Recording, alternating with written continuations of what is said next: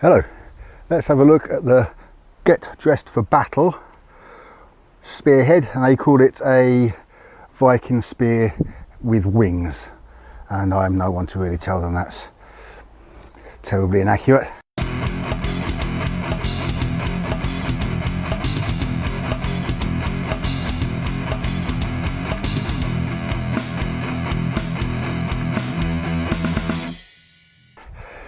This cost about £23, I think, certainly less than 30, and you can still get it today. It's not sharp on the edges, doesn't really need to be for most things I would do with it. And it's fairly nice actually to have it blunt in case you do want to use it for HEMA, and then you could just take a file to the end and take care of that pretty easily. This is a bow staff. Bow staff cost about £50. It's made out of beech and it's pretty tough. That said, in messing around with it, this hit the ground and there's a slight split on it. I don't think it's the sort of split that's going to go up, but might expect just a bit more from a bow staff, maybe. Perhaps they only expect you to use them indoors and on mats. I'm not going to give you the weight because it depends on what you use. This, I'm sure, is less than a kilo, and if I show you the web page, hopefully it will have the weight on it. And before I edit this video, I'll have a go at finding where I got the bow staff from, but it was a long time ago. Here's something you can learn from me. You might want to get a tapered bow staff. I didn't. It's straight right to the ends, and I want this end straight. I'd like to find a shoe for it, but they are only meant for tapered things as well. When I look on the Night Shop website and Get Dressed for Battle, let's just have a look underneath the shaft. This took me a very long time to prepare, but I'm talking about way over a year, but it's because I just did a bit of sanding in between squat sets and then I stopped doing that and was a bit too busy, and I'm sure it could have been done in 10 hours. Let's see if I can balance this screw on top of the camera. Now, there, it still slides off, but what's very important is get it down to here, and that's not pushed all the way on. About 5mm off, there's a bit of movement, but when you get down to there, there's no movement, not a millimetre. The blade's flexing a bit, and now there's a couple of millimetres left to go, and now it's on there. There's nothing at all. And being a complete amateur, I had to carefully work out how to do it. I started off using, not quite sure what you call it, a kind of a plane with a long handle. It's away in a shed, I won't bother to get it. And I worked away at it bit by bit with that, and it was only perhaps 5mm off the end and a couple of millimetres off down here. Then I started using sandpaper all the way, and I'd put this on it, check it, and use the sandpaper. And there's as much luck as judgment really, but the way it makes, the steel makes rings on this wood as I lodge it down tells me that it really is very safe and secure. There's also the fact that even before I put a screw in, it takes a lot to pull this out. I wouldn't rely on it. I wouldn't want to swing it around too much. I certainly wouldn't want to stick it into something and try and pull it out without a screw in. Now, I do know it's a little bit more trick. I should be using a nail and pin it until you can barely even see it. Well, I'm going to give it a little bit longer until I do that. I only finally finished this the other day. The green tape was just to protect the paint a bit. Wonder if it's the time to find out if that worked very well. Wonder if there's much of a finish beneath it. And that's right, I forgot about that. That's how long I've been doing this. You can even see there were numbers, and when I was using the plane on it, not the sandpaper because you tend to do that all around, when I was using the plane I would do 4 strokes at number 1, then 4 at number 2, then 4 at number 3, and so on. And it clearly worked because, as I say, before I lodge it all the way down as far as it will go, and I ended up with some blue tape as well, and before I lodge it down as far as it will go, it already will not move. So it means that the wood, the shaped wood at the end, fits the socket very well, if not perfectly. Now, I didn't quite go far enough so you can't see the ring here, but it is at full width between the steel. Well, you see, the steel, quite a happy coincidence, is almost identical in width to the bow staff, and you've got this little gap of about 1 to 1.5 millimeters. I think that's close enough, especially for a first try. One of the most effective medieval weaponries conceivable throughout history for less than £50, and you don't, sorry, £50 plus 23 for less than £80, and you don't get a good sword for that. You don't get a good sword for anything like that. And let's just talk a little bit about spears. If you're into HEMA, you probably know everything I'm about to tell you. It's used for longer than anything else, even longer than bows, and you can see a lot of videos online where people will do HEMA sparring, and you'll have one person with a spear, two people with swords, and the person with a spear tends to come off better. It's hardly some sort of perfect scoring system, so that's all you can say really. Not they're necessarily going to beat them, but they tend to come off better. And personally, if I was to defend myself, we can use our old scenario where you think about a zombie attack. I would definitely choose this. In fact, I have seen some films where I'm practically screaming at the TV, use spears, use spears. There's one thing where it wouldn't be practical, they wouldn't have the opportunity, but an old X-Files episode with some zombies in, and they're shooting at them. In this mythology, you can kill them with bullets, usually got to get them in the head. And I just think if you had some spears, your problems would go away. And one thing in particular, I'm one of these people who can, at times, I'm not terrible for it, but I have got caught up in watching a TV show. I've been watching a TV show that's from 2022, and it will end next year after 5 seasons. Quite an intriguing one for my tastes. And again and again, I find myself wishing they would do something with spears. You've got a bunch of people in an isolated town. They have 1950s technology, roughly, plus some newer stuff. Guns don't work on these things. They're not zombies. They're probably more likely to be demonic, but bullets don't do a lot to them, or almost nothing. They can be hurt without really suffering from the damage. So you stab one and it's not going to fall over, but if you've got 3 men standing around with these, then it would make a difference, and they would have the facilities for this. Earlier on in the TV show, they just keep away from them, but later on there's a couple of times when they're trying to do things. They shouldn't spoil it for anyone, but they do try to be around these creatures and have some resistance to them to be able to protect themselves from them. And 3 men with long spears, even if these things aren't going to be hurt by being penetrated by the spears, you get a couple in them, then you can manipulate where they can move to. These aren't things that can produce tentacles and what have you. They are what they physically appear to be, although they are very durable. And I should add something to that. They're what they physically appear to be once their nature becomes clear. Otherwise people will be saying, no, they're walking around looking ordinary, and they're not ordinary. They look ordinary some of the time, but once you see they've got nasty teeth and what have you, they can't then mutate and start flying through the air and what have you. So I think that would be very effective.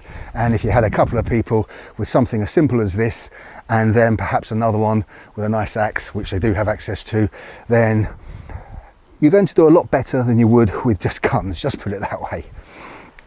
Good TV show. I like it. Hope it finishes well. Right. How do you use a spear? Well, you poke things with it. I think there's more room to say that there's specific skill involved with a sword than a spear. Not that you haven't got to be skilled, but there's only so much. I think for the most part, you want to thrust it forward when you want to thrust it forward on the opposite side to your foot that's forward. So you'll do that. That feels right to me. You certainly don't do things like this. And I remember from so many years ago, the TV show Journey to the East, called Monkey in Britain, or most often called Monkey Magic, and he had a staff, big black staff. And because I saw him with that, I used to pick up any stick I could and try to do this with it. And I couldn't then because I had small hands. I watched it a few years ago just to discover he was actually doing this the whole time, and he wasn't using one hand to do it anyway. But still, it feels fairly nice. But you'd never ever want to do that, even if you might see people do things like it sometimes in martial arts exhibitions. What I think you do want to do at times is you would want to get used to having it like this. And here's one thing that's important. the range. If you're not going to use the range, then it's not worth having a spear. So this, complete rubbish. You probably want to be like this, and then you can stab right out there and pull back. And if something was to get past the spear, you can put it right back, and you can use it with this sort of range if you need to, which is going to be quite effective. I think I do want, you see, when I was doing that, I was thinking, am I happier like that? No, I think I want the opposite foot forward so I can step. Feels right that way. Pull back in and back to the shift. You probably do want to be able to go quickly from this position to this position to throw it, which I'll get to in a moment. I saw a video with somebody who was making one in response to Lindy Bage, who makes HEMA videos. He's done a lot of testing. I think he's slowed down a bit now. Somebody got a bit fed up with it perhaps. And he was, apparently Lindy Bage said that you can't do much like this other than throw it. And this person, Norwegian I think, don't remember the channel, was saying actually you can parry with it and do various things. Well, I find it difficult to do that, to even do the movements. Obviously this isn't as thick and hefty as a pike shaft would be, but I think for a spear, for an ordinary spear, I think it might be a little bit heftier than you'd want. So you might have a lighter shaft, enabling you to maneuver more easily. But to really maneuver this about, I can't do it. This is useless. Somebody's come in to stab you, it's useless. Whereas this is useful. Circle, stab, bat aside. And incidentally, people who know far more than me have discussed this sort of thing in detail, but especially when these are this big, I don't think they would be that effective at what they're usually attributed to. People say, they'll call this a boar spear, and so you stab the boar and it can't run up and get at you, impaling its body as it does so in its vengeful fury. I just don't know if this would be that effective. You do get them quite a bit bigger. I really do think the purpose of these would have been so you can parry, so something slides down here and it stops it sliding all the way down. You can even hook a little bit with it, not perfectly because of this curve, but it would still work. And it's my suspicion that these aren't really something that was designed in particular for hunting purposes, and it was really more useful for combative purposes. It's hot and dry. But that's just speculation, that's just my opinion. And if you want, you can find a lot of people arguing about that. But there's no doubt about it, especially if you try to get a bit of range. I can't do anything useful like that. Maybe I just lack the practice. Although I'm certainly not going to win any records. I'm fairly strong. So it's not as if I'm just nowhere near strong enough for it. I think that's it really. So as far as I can tell, you want to be ready to come back on either side as you're stepping. You do a lot of circling, very likely, especially if people, I was going to say especially with swords, but it would be just as much the case with spears really, wouldn't it? I just happen to have seen a lot of videos where people are parrying swords like that. And it's very easy to see why it's such a favourable weapon for hunting and for combat, because who wouldn't want to be this far away from whatever's either swiping at them or biting at them if you've got the option? I think that leaves us with just one thing to do, and that's for me to try throwing it for the first time ever. I have just made this following my attempts to throw knives for the first time. Let's see, I think we can just see the target. Okay, I'm going to start right in front of it, and got these mats down. Let's move these a bit. I didn't spend hours and hours on this for it to shatter on a concrete slab. And let's see, I'm going to try it really, really close. I expect this to be a lot more successful than my attempts at knife throwing. First, let's just have a stab and check it goes in pretty well. Okay. Oh, well. Yep, straight in there.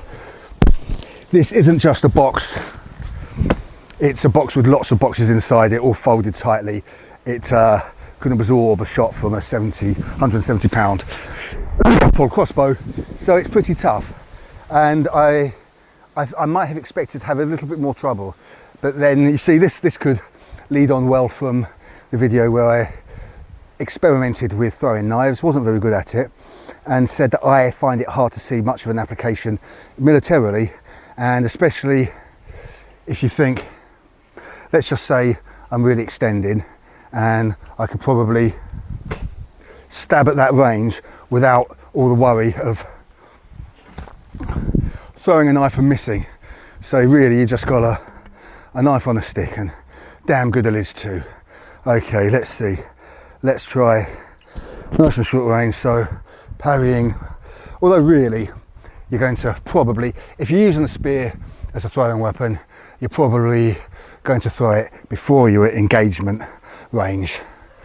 So you wouldn't be using it and then throwing it. If you're going to throw it, you would just throw it. And if you're going to use it for melee combat, you would just use it for melee combat. I expect anyway. Okay, let's see then. So ready with my spear. And as it were, when you see the whites of their eyes, and I missed. Isn't that miserable? Absolutely miserable.